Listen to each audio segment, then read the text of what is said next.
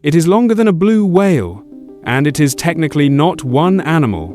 In April 2020, a research vessel called the Falkor was anchored off Western Australia. The Schmidt Ocean Institute had sent it to survey a deep canyon system called Ningaloo, a region of ocean floor that most humans will never see. The water there is cold. The pressure crushes. The dark is absolute. An ROV named Sebastian descended. 600 meters, 630.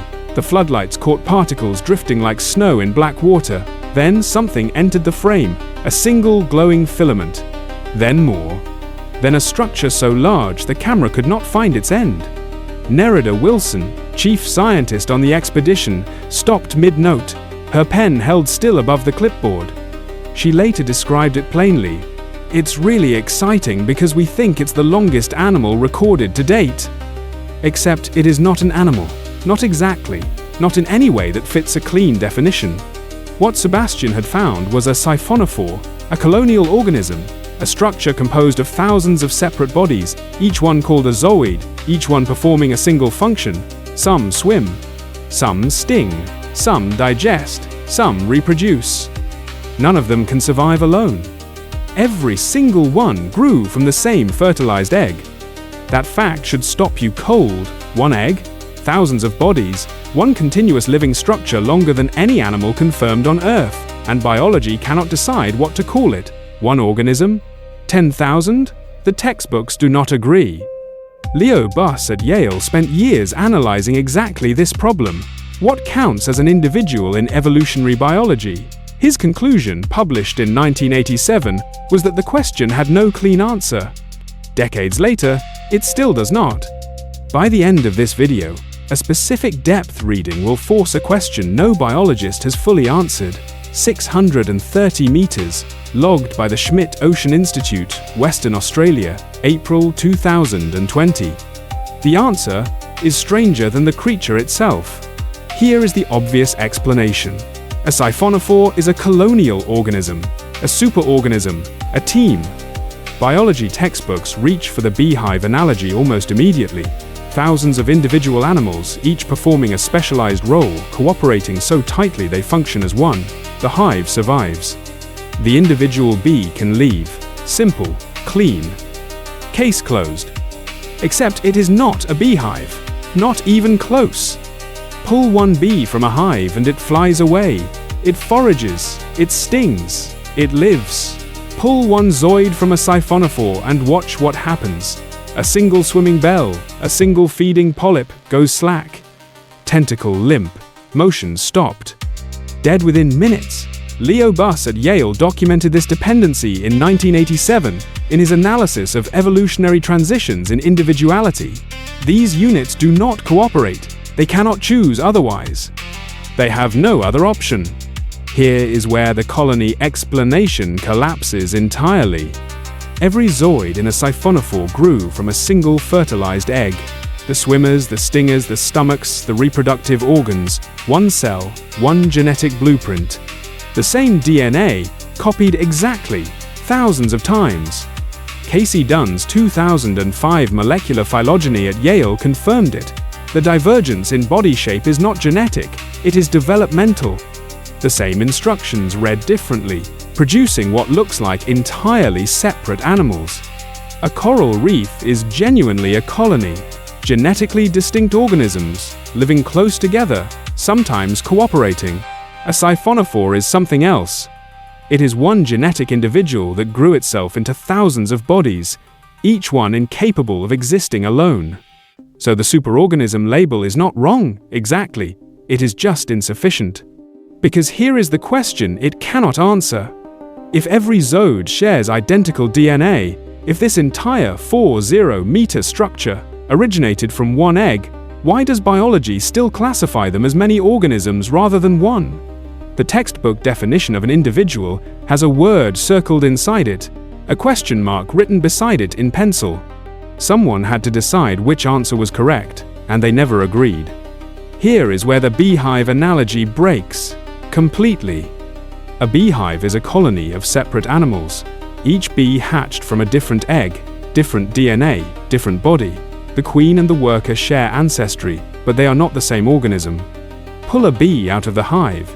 It survives, confused maybe, but alive. Now pull a zooid from a siphonophore. It dies, immediately. Not because it is weakened, because it was never a separate organism to begin with. Every single zooid in that 40-meter spiral developed from one fertilized egg. 1. Casey Dunn at Yale has spent years mapping the molecular architecture of siphonophores, and the genetics are unambiguous. The zooids are clones, genetically identical to each other, identical to the founding cell. By every criterion biologists use to define a single organism, this qualifies. One genome, one developmental origin, one fate. But then, look closer. Each zooid has its own nervous system, its own body wall, its own cellular boundary. Some zooids are nothing but swimming bells, pure muscle with no digestion and no reproduction. Others are pure stomach. Others are pure weaponry. Each one structurally complete, each one meeting every criterion biologists use to define a separate animal. Both definitions apply, simultaneously, to the same structure. Stefan Siebert, who led the 2020 expedition, described siphonophores as pushing the boundaries of what we even consider an individual. That is not poetry, that is a technical admission. The word individual, from the Latin meaning indivisible, does not divide cleanly here. A biology textbook defines an organism as a discrete living entity with coordinated biological processes. A siphonophore satisfies that. A biology textbook defines an animal as a multicellular entity with differentiated cells and autonomous function. Each zooid satisfies that too. The definition does not bend, it breaks in both directions at once. So here is the question that the next answer only sharpens. If the boundary between one animal and many cannot hold here, where exactly did biologists draw that line? And how many other creatures are sitting right on top of it? 47 meters. That is the number. Not estimated, measured by laser scaling from ROV Sebastian, 630 meters below the surface, off Western Australia, March 2020, the Schmidt Ocean Institute logged it. The footage exists. A single Apolemia siphonophore, longer than a blue whale by 17 meters, hanging in the dark like a slow-moving galaxy. The question from the beginning of this video was specific. If every cell in your body shares your DNA and you call yourself one creature, what do you call something that does the same thing across 47 meters and 10,000 separate bodies? Here is the answer biology has produced so far. Silence. Qualified, peer-reviewed silence. Every zooid in that spiral grew from a single fertilized egg. Identical DNA start to finish. And yet each one became something different. A mouth, a swimmer, a reproductive organ, a float.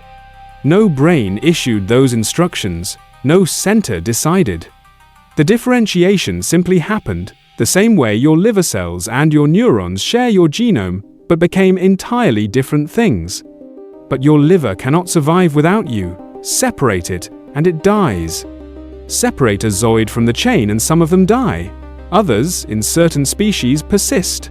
The boundary between self and colony does not hold. The definition of individual, the one written into every introductory biology textbook currently in print, was composed before this footage existed. Nerida Wilson, chief scientist on that expedition, described the discovery plainly: the longest animal recorded to date, not the longest colonial structure, the longest animal. That word, animal, is doing enormous work in that sentence. It is either precisely correct or completely broken, and biology has not decided which. The creature does not know it is being watched. It does not know it is one thing or many. It contracts across its full 4-7 meter length with no signal anyone has traced. It responds as a single body with no body at all. That is still down there, right now, older than any answer we have for it. Subscribe. A new breakdown like this every day.